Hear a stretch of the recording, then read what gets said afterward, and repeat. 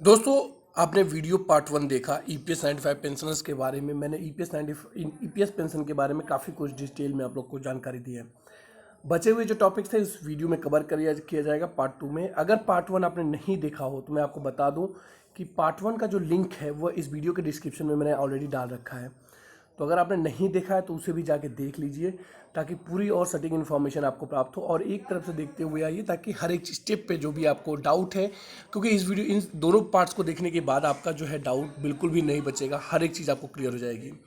Employ pension scheme से जुड़ी हुई जो कुछ भी जानकारी रहेगी वो भी, जो कुछ भी आपको डाउट रहेगा वो सारे क्लियर हो जाएंगे विस्तृत रूप में, और काफ़ी अच्छी तरीके से मैंने सब कुछ चीज़ों को समझाया है। अब देखिए, यहाँ पर बात की जाएगी एम्प्लॉय पेंशन स्कीम जो है ईपीएस की बात कर रहे हैं। यहाँ पर जो member of EPFO get pension benefits when, अब यहाँ पर कुछ कीज़ हैं। कीज़ मतलब कि जो एम्प्लॉय पेंशन स्कीम की जो कि महत्वपूर्ण बिंदु हैं जो कि पेंशन एलिजिबिलिटी को दिखाता है। तो मैं इसको बताता हुए फिर आगे बढ़ता हूँ कि members of EPFO get the pension benefit when they retired eight, जो कुछ मैंने अभी तक कवर किया है वह मैं आपको यहाँ पर दिखा रहा हूँ इसमें भी। तो मैंने आपको बताया कि 58 साल की उम्र के होने के बाद उन्हें पेंशन प्राप्त होगा। 10 साल की सर्विस पीरियड होनी चाहिए। ईपीएस कंट्रीब्यूशन जो है 8.33% जो है एम्प्लॉयज़ बेसिक है, और डीए है made by the employer. From 10D can be filled to apply for a month pension on retirement 58। From 10C can be use withdrawal EPS amount और get EPS pension scheme certificate. In case of death of any member, और जो किसी member की death हो जाती है तो widows and children get the monthly pension. The member can withdraw the that amount if he has completed 10 years of service eight 58। तो ये भी अमाउंट विड्रॉल कर सकते हैं अगर उसने 58 साल तक की सर्विस 10 साल की सर्विस कंप्लीट कर ली है, और 58 साल की उम्र तक। अब हम बढ़ेंगे आगे, और हम आज के इस वीडियो में चर्चा की जाएगी सबसे पहले कि ईपीएस पेंशन के तहत जो है पेंशन में जो लाभ है उसके बारे में। कर्मचारी पेंशन योजना के तहत जो पेंशन लाभ है उसके बारे में बात की जाएगी। तो यहाँ पर जो ईपीएफओ के सभी योग्य सदस्य की आयु के अनुसार पेंशन का लाभ तब से उठा सकते हैं जब वे पेंशन निकालना शुरू करते हैं। पेंशन राशि विभिन्न मामलों के हिसाब से अलग अलग होती है। 58 वर्ष की आयु में रिटायरमेंट, पहली जो यहाँ पर कंडीशन है वह है कि 58 वर्ष की आयु में रिटायरमेंट पर पेंशन। सबसे जो बढ़िया लाभ है कि एक सदस्य 58 वर्ष की आयु में रिटायर होने के बाद पेंशन के लाभ के लिए योग्य हो जाता है। हालांकि पेंशन का लाभ उठाने के लिए उसका 10 वर्ष तक काम करना अनिवार्य है। एक ईपीएस स्कीम सर्टिफिकेट जारी किया जाता है जिसका इस्तेमाल मासिक पेंशन निकालने और जमा किए जाने वाले फॉर्म 10D फॉर्म भरने के लिए किया जाता है।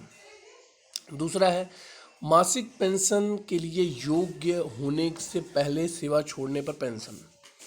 यदि कोई सदस्य 58 वर्ष की आयु प्राप्त करने से पहले 10 वर्ष तक सेवा में नहीं रह पाया तो वह 58 वर्ष की आयु में फॉर्म 10C जो है, यहाँ पर आप देख सकते हैं फॉर्म 10C है, उसे भी भर के जो है पूरी जो एक मुश्त राशि रहती है उसे निकाल सकता है। यहाँ एक ध्यान रखने की ये बात है कि रिटायरमेंट के बाद उसे मासिक जो पेंशन है लाभ नहीं मिलेगा। यानी 10C का जो फॉर्म का पर्पस है कि 58 वर्ष की आयु में 10 वर्ष तक सेवा नहीं कर पाया है, इसमें जो कंडीशन है कि वो जो भी व्यक्ति है वह जो फॉर्म है, अगर पेंशन की बात की जाए तो वहाँ पर 10D है, और अगर विड्रॉल करना है और 10 वर्ष तक उसने काम नहीं किया है तो वो जो पेंशन है वो 10C का फॉर्म भर के वो सारे के सारे जो अमाउंट उन्हें निकाल सकता है। यह काफ़ी इम्पोर्टेंट है जो कि आप समझ सकते हैं। सेवा के दौरान पूर्ण विकलांग होने पर भी पेंशन की बात की गई है इस योजना में। सेवा के दौरान पूर्ण विकलांग होने पर पेंशन, यानी यदि ईपीएफओ का कोई भी सदस्य जो पूरी तरह से विकलांग हो जाता है, इस तथ्य के बावजूद कि उसने पेंशन योग्य सेवा अवधि पूरी नहीं की है, तब भी मासिक पेंशन का हकदार है। इसके नियोक्ता कंपनी को पेंशन के लिए योग्य होने के लिए कम से कम 1 महीने के लिए ईपीएस खाते में धन जमा करना होगा। तो अगर विकलांग की स्थिति हो जाती है तो उसमें जो है पेंशन दी जाएगी सरकार के द्वारा या ईपीएस स्कीम के तहत। कर्मचारी स्थायी विकलांगता की तारीख से मासिक पेंशन के लिए योग्य हो जाता है और संपूर्ण जीवन काल में वह पेंशन मिलने के योग्य होता है। हालांकि यह जांचने के लिए कि वह सदस्य उस काम के लिए अयोग्य है जो वह विकलांग होने से पहले कर रहा था, उस कर्मचारी को मेडिकल टेस्ट से गुजरना पड़ सकता है। अगला जो इस पेंशन स्कीम का बेनिफिट है वह है कि कर्मचारी की मृत्यु होने पर परिवार के लिए पेंशन, यानी कर्मचारी का परिवार निम्नलिखित मामलों में पेंशन का लाभ के योग्य होता है। पहला, सेवा में रहते हुए कर्मचारी की मृत्यु होने पर नियोक्ता यानी कंपनी द्वारा कम से कम 1 महीने उस कर्मचारी को ईपीएस खाते में धन जमा किया जाने पर। अगर कर्मचारी 10 साल की सेवा पूरी कर ली है पर 58 वर्ष की आयु प्राप्त करने से पहले ही उसकी मृत्यु हो जाती है। मासिक पेंशन शुरू होने के बाद कर्मचारी की मृत्यु के मामले में इन सब पे जो है ये बेनिफिट है ईपीएस स्कीम में। कर्मचारी पेंशन योजना के तहत पेंशन के प्रकार। ईपीएस के तहत विभिन्न प्रकार के पेंशन हैं, जैसे विधवाओं, बच्चों और अनाथों के लिए पेंशन। ये पेंशन ईपीएफ ग्राहक के परिवार के सदस्य को एक आय प्रदान करती है। जैसे विधवा पेंशन की बात की जाए तो विधवा पेंशन या वृद्धा पेंशन पेंशन योग्य सदस्य की विधवा स्त्री के लिए लागू है। विधवा की मृत्यु या उसके पुनर्विवाह तक यह पेंशन की राशि देय होगी। एक से अधिक विधवाओं होने पर उम्र में बड़ी विधवा को यह पेंशन राशि मिलेगी। यह भी बात इस पेंशन स्कीम में मेंशन की गई है। मासिक वृद्धा पेंशन राशि वर्ष 1995 की ईपीएस की टेबल सी पर निर्भर करती है। न्यूनतम पेंशन राशि बढ़ाकर अब 1,000 रुपये कर दी गई है। पेंशन पाने वाले सदस्यों के लिए 6,500 रुपये की पेंशन योग्य वेतन के अनुसार विधवा पेंशन की राशि गणना नीचे दी गई टेबल के अनुसार की जाती है। ध्यान रखें कि मासिक पेंशन योग्य वेतन 15,000 रुपये तक बढ़ा दिया गया है, इसलिए उच्चतर पेंशन उपलब्ध हो सकती है। अब देखिए यहाँ पर जो विधवा पेंशन राशि के लिए मासिक पेंशन योग्य वेतन है वो मासिक विधवा पेंशन की बात की गई है। 6,200 है तो 2,021 रुपये एज ए पेंशन प्राप्त होगा। 6,250 है तो 2,026 रुपये। 6,300 है तो 2,031 रुपये। 6,350 है तो 2,036 रुपये। 6,400 है तो 2,041 रुपये। 6,450 है तो 2,046 रुपये और 6,500 है तो 2,051 रुपये। अब बाल पेंशन की बात की गई है कि सदस्य की मृत्यु हो जाने पर मासिक विधवा पेंशन के अलावा परिवार में जीवित बच्चों के लिए मासिक बाल पेंशन लागू होती है। मासिक पेंशन का भुगतान तब तक किया जाता है जब तक कि बच्चा 24 वर्ष की आयु पर नहीं कर लेता है। देय राशि विधवा पेंशन की 25% है और उसका अधिकतम 2 बच्चों को भुगतान किया जा सकता है। इसमें तीसरी सबसे बात है कि अनाथ पेंशन। यदि सदस्य की मृत्यु हो जाती है और उसकी कोई जीवित विधवा नहीं है तो उसके बच्चे मासिक विधवा पेंशन के मूल्य की 75% राशि मासिक अनाथ पेंशन के रूप में पाने के हकदार होंगे। यह लाभ बड़े से छोटे क्रम में है। 2 जीवित बच्चों के लिए लागू होगी।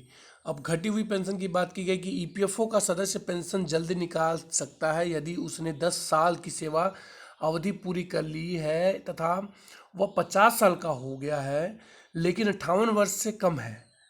इस मामले में 58 साल के होने के लिए जितने साल बाकी है उस हर साल का 4% की दर से पेंशन राशि कम की जाती है। यदि सदस्य 56 वर्ष की आयु में घटी हुई मासिक पेंशन निकालने का फैसला करता है तो उसे मूल पेंशन राशि का 92%, यानी यहाँ पर जो फॉर्मूला बताया गया है वह है कि 100% पेंशन का है, उसमें माइनस किया गया 2 × 4 मिलेगा, यानी करीब 92% जो है मिलेगा उसे। पेंशन फॉर्म की बात की जाएगी। ईपीएफओ के सदस्य या उस पर आश्रित लोगों को कर्मचारी पेंशन योजना ईपीएस का लाभ प्राप्त करने के लिए निम्नलिखित फॉर्म भरने होंगे। अब देखिए ईपीएस फॉर्म आवेदक। फॉर्म नंबर है 10C। सदस्य है आवेदक कौन कर सकता है? जो सदस्य होता है। 10 साल की अवधि से पहले निकासी के लिए ईपीएस स्कीम सर्टिफिकेट के लिए। फॉर्म 10D है। सदस्य 50 वर्ष की आयु के बाद मासिक पेंशन निकासी के लिए, मासिक विधवा पेंशन, बाल पेंशन आदि के लिए। अब बात की जाएगी लाइफ सर्टिफिकेट की। तो पेंशन पाने वाले अभिभावक पेंशन पाने वाला एक फॉर्म हस्ताक्षर करके उससे जिससे प्रमाणित हो जाता है कि वह जीवित है। यह फॉर्म हर साल नवंबर के महीने में उस बैंक के प्रबंधक के पास जमा किया जाना चाहिए जहां पर उसका पेंशन खाता एक्टिव है। Non remarriage certificate. विधवा पेंशन विधवा कर सकती है। यह घोषित करने के लिए विधवा ने दूसरी शादी नहीं की है, इसे हर साल नवंबर में जमा किया जाता है। अपने ईपीएस राशि को कैसे आप जानेंगे? तो आपको समझने वाली बात ये काफ़ी महत्वपूर्ण है, जो कि मैं शुरू से आपको बता रहा था कि सदस्य अपनी कर्मचारी पेंशन योजना यानी ईपीएस के खाते में जमा राशि ईपीएफ पासबुक के द्वारा जान सकते हैं। पासबुक के अंतिम काल में हर महीने नियोक्ता यानी कंपनी द्वारा जमा की गई ईपीएस योगदान को दर्शाता है। ईपीएस पासबुक पोर्टल पर यूएएन और पासवर्ड का उपयोग करके अकाउंट में प्रवेश करने के बाद पासबुक डाउनलोड किया जा सकता है। अब ये देखिए पासबुक में आपको दिखाऊं तो अगर मैं एक एग्जांपल लेके चलता हूँ यहाँ पर, तो ये देखिए यह जो है कर्मचारी भविष्य निधि है, और ये देखिए ये है हर महीने पेंशन कंट्रीब्यूशन। अगर आप पासबुक निकालते हैं तो कुछ इस तरह से आता है कंट्रीब्यूशन मंथ, और ये देखिए नियुक्त कर्मचारी, एम्प्लॉयर शेयर, एम्प्लॉय शेयर, और यहाँ पर है गया पेंशन की बात की गई है। ईपीएस पेंशन के बारे में याद रखने के लिए महत्वपूर्ण बिंदु है कि कर्मचारी पेंशन योजना ईपीएस के खाते में किए गए सभी योगदान नियोक्ता कंपनी द्वारा ही किए जाने चाहिए। ईपीएस के लिए नियोक्ता यानी कंपनी इसमें कर्मचारी के वेतन के 33% का योगदान देता है। कर्मचारी के मूल वेतन में शामिल है महंगाई भत्ते के साथ साथ मूल मजदूरी, प्रतिधारित भत्ता और खाद्य रियायतों की स्वीकृति। नगद मूल्य नियोक्ता कंपनी को हर महीने के आखिरी में 15 दिन के भीतर अपना योगदान देना होता है। सभी लागू योगदान की लागत नियोक्ता कंपनी द्वारा वहन की जाती है। प्रमुख नियोक्ता कंपनी को उसके लिए काम करने वाले सभी कर्मचारी के लिए सीधे या एक ठेकेदार के माध्यम से योगदान करना पड़ता है। पेंशन के फायदे प्राप्त करने के लिए योग्य न्यूनतम अवधि 10 वर्ष है। यदि आपने 6 महीने की सेवा की अवधि से अधिक और 10 वर्ष से कम सेवा की है तो आप 2 महीने से अधिक समय तक बेरोजगार रहने पर ईपीएस राशि निकाल सकते हैं। योजना के अनुसार कर्मचारी के रिटायरमेंट की आयु 58 वर्ष तय की गई है। एक कर्मचारी 58 साल होने के बाद या घटी हुई पेंशन 50 वर्ष की आयु प्राप्त करना शुरू करने के बाद पेंशन फंड का सदस्य बन सकता है। अब आपके कुछ संबंधित सवाल हैं उसको भी मैं लूँगा, लेकिन इस वीडियो में नहीं दोस्तों। अगले वीडियो में आपके संबंधित सवाल का जो है मैं इस पर जो है चर्चा करूँगा और उसके बारे में पूरी जानकारी देंगे। अगला जो वीडियो आएगा पार्ट 3 आएगा, जिसमें कि आप देखेंगे कि इन दोनों का जो पार्ट 1 और पार्ट 2 वीडियो रहेगा उसका लिंक रहेगा वो डिस्क्रिप्शन में रहेगा, और पार्ट 3 में जो है आपके संबंधित सवाल जो है उसके बारे में चर्चा की जाएगी। तो आज के इस वीडियो में इतना ही। इजाज़त दीजिए। आप सभी का बहुत बहुत धन्यवाद दोस्तों।